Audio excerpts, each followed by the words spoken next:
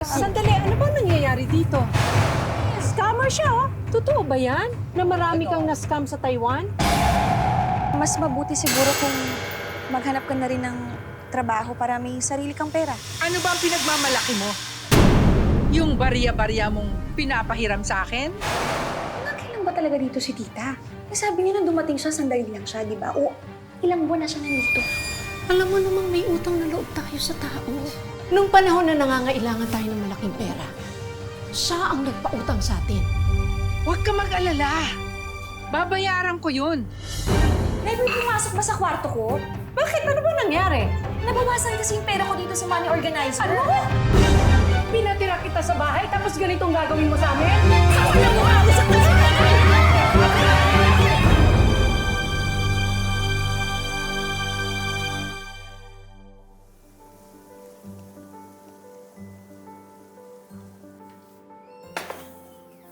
Wow naman! Bango-bango naman ito, Nay. Parang sarap ng mga pagkain natin na yan. Eh, di ba nga? Ngayon ang dating ng Tita Lea ninyo galing Taiwan. Tapos, syempre isasabay na rin natin ng celebration dahil natanggap na nurse ang ate mo sa Santa Teresa Hospital. Hayaan nyo, ito pangako. Pagdating ng panahon, hindi nyo nakakailanganing magtrabaho dahil ako na ang bahala sa inyong dalawa. Sinabi mo yan, Ano ha? naman, Nay? Di pa po ba tayo kakain, Nay? Eh, sandali na lang, bingo naman. Antayin na natin ang Tita Lea nyo. Sabi nga, padating na siya eh. Gutom na kasi ako. Ay, sandali. Oh, ayan na. Sandali, sandali. Tita Lea nyo na siguro yan. Binsan! Ayan ka na pala. Halika, tumayo ka. Kumusta? Pasok ka. Kumusta ang biyahe? Oo. Ganda ng bahay mo, ah. Tita. Oo. Ba? Tangkad dito, ah. Uy, salamat pinsan, ah. At pumayag ka na dito muna ako tumira sa inyo. Ano isipin yan? Wala namang kaso yun. Alam ko naman, di mo ako matitiis eh. Dahil malaki utang na loob mo sa akin. Ah, ito na ba si Arlene? Opo, ako nga po. Ganda-ganda. Alam mo ba, nung huli kita nakita, baby ka pa. Eh, nung pinagbubuntis ka nito ng nanay mo, nagkaroon ng komplikasyon. Walang trabaho nun ng tatay mo, eh kailangan kandalin sa private hospital. Kaya sa akin ang hiram ng pera. Hindi dahil sa akin, hindi ka mabubuhay. Halika na. Lumalamig ang pagkain. Kumain na. Halika na, kain na tayo. Sige lang. Dito po kayo. Ito lang bang pagkain natin?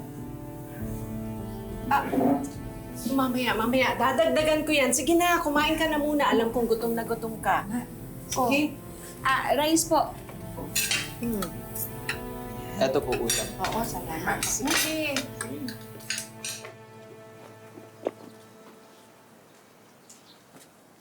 Hoy, Bax! Uy, pautang naman ng Cutix, oh. Tsaka sabay mo na rin ng Kojix, oh. Leah, sobrang haba na ng listahan mo dito. Hindi ka na pwedeng umutang. Uy, sige na naman, Bax. Diyan lang naman ako kila Esther, eh. Hindi na nga ako pwede. Malulugi na po yung tindahan namin kapag puro utang na lang. Napakayabang naman ito. Parang magkano lang naman ang utang ko sa'yo. Magkano lang pala eh? Ba't hindi mo muna bayaran yung mga nauna mong utang bago ka umutang uli?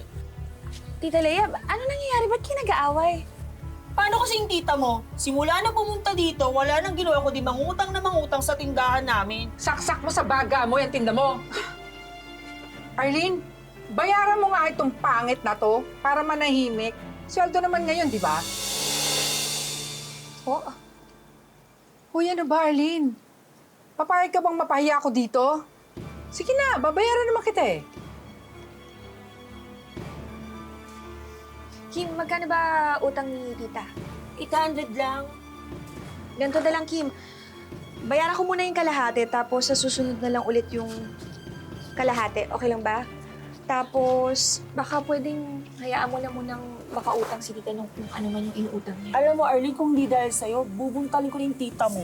Sige na, bigay mo na sa akin to. Oh. Sorry. Dami pang sinasabi, bibigay mo rin pala. Tita. Oh, di ko yan in-order. Tita, tama na nga. Halika na, nakakahiya na eh. Masyado kasing mayabang eh. Akala mo kung sino magsalita. Akala mo kanya tong barangay. Grabe. Tita, ikaw yung may utang sa tindahan, kaya natural lang yung reaksyon niya. Teka, sino bang kinakampihan mo. Eh ako ang tita mo eh. Akaimbierna. Dumating na yung in-order ko sa online. Ang money organizer. Ganda! Ito pala yung nakikita ko sa social media, yung ginagamit nila pang ipon challenge. Ito nga yun. Bale, kada araw maglalagay ka lang ng pera dyan. Ate, ano po palang pinag-iipunan ninyo? Wala naman. Pang-emergency. Kasi di ba, malay mo, bigla tayong mangailangan ng malaking pera. O at least ito, may mapagkukunan na kaagad tayo. Diba? Yan. Pag nagkatrabaho rin ako, mag-iipon rin ako gaya mo, ate. Very good yan. Mabuti yan. At ngayon pa lang, alam mo na kung ano yung importansya ng pag-iipon. Arlene, Tita, pera naman ang pera oh. Kasi naimbita ako dun sa Our Kingdom of Savior Church. Wala ko pamasahe. Kahit 200 lang. kaso tita, sakto lang po yung pera ko dito ngayon. Lalagay ko na sa savings ko yun. 200 lang naman, hindi naman 1 milyon ang hinihiram ko sa'yo. Napakaliit na bagay, kukumpara mo dun sa tulong na binigay ko sa inyo ng nanay mo nung ipinanganak ka. Tsaka promise, babayaran ko. Pag dumating na yung pera ko, galing ko sa sweldo sa Taiwan, babayaran ko lahat ng utang ko.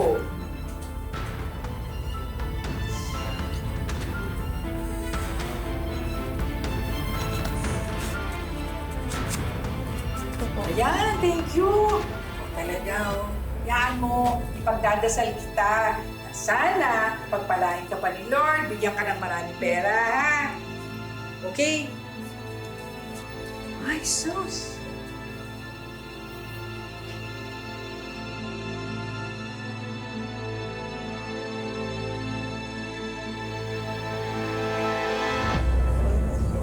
Salamat, maraming salamat po. Leia, mabuti naman at dito mo naisipang mag-charge sa amin. Pasya, mauna na ako sa inyo. Sige po. Oo nga. Alam mo, welcome na welcome ka dito. And I hope na maging regular member ka na rin dito. Of course. Feel ko nga bilong na bilong ako eh. Teka nga, bakit nga bang ngayon ka lang na-invite dito? Saan ka ba dati? Matagal kasi ako sa Taiwan, ilang taon. Nagsawa na rin ako doon. Tapos, malaki na rin ang naipon ko. Kaya naisip ko, balik na ako dito sa Pilipinas. Magne-negosyo na lang ako dito. Ay, negosyante ka pala? Of course! Kaya mga sisters, kailan ko ba pwede ilatag sa inyo ang business proposal ko? Legit business naman yan, ha? O, syempre naman. O sige, mauna na kami sa'yo, ha? O, sige. Okay, Sister, ingat ka. thank you. Yes, oo.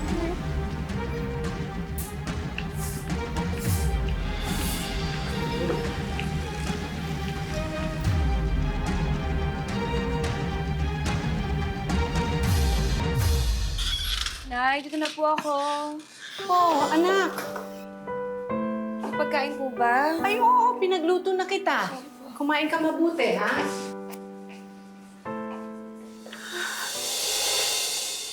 Nay, wala naman eh. Anong wala?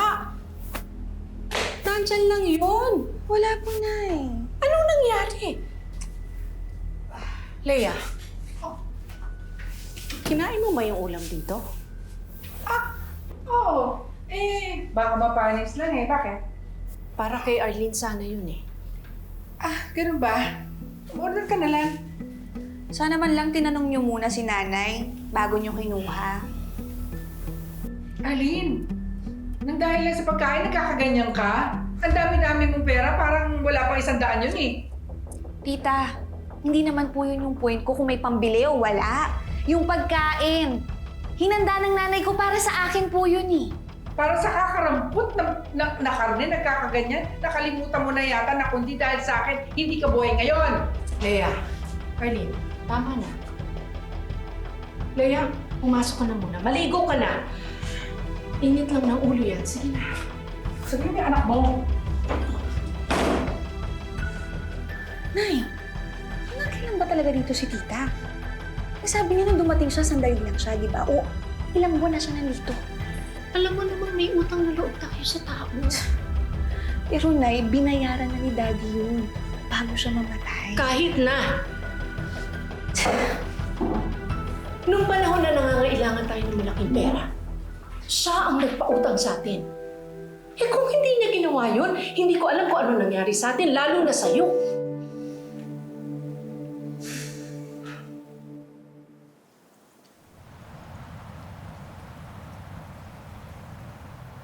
Kuya, si Leia nga yan. Nag-scam niya sa Taiwan eh. Scammer mo. Kaya palang ito Nakakahiya. Ay, wala. Ako ba ang pinag-uusapan nyo? Hindi naman po. Pero hindi niyo naman po sinabi sa akin. Sikat naman po pala kayo sa social media. Tingnan niyo po yung picture niyo. Kulot na po siya. Saan nyo nakuha yan? Bakit ka nagagalit sa amin? Eh, nakita lang naman namin yan. Eh, paano hindi ako magagalit sa inyo? Eh, wala kayong ginawa kung hindi makipag-chismis. Chismis kayo ng mga buhay ng ibang tao. Teka, Tita Leia mo ba yung nakikipag-away? Opo, Nay, siya nga. Anong nangyayari doon? Kaya wala na kayong inintindi kung hindi makipagkwento ng mga buhay ng mga tao. Sandali, ano ba nangyayari dito? Eto. Scammer yan. Kalat na kalat sa social Scammer. media. Yan si Leia, oh. Scammer siya, oh. Hindi niyo ba alam? Ano to, Leia? Kaya pala umuwi. Totoo ba yan? Na marami kang na-scam sa Taiwan?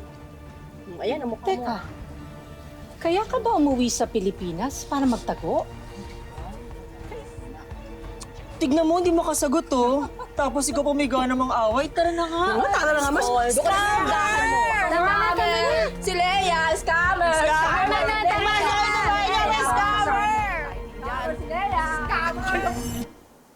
Ano, Leia?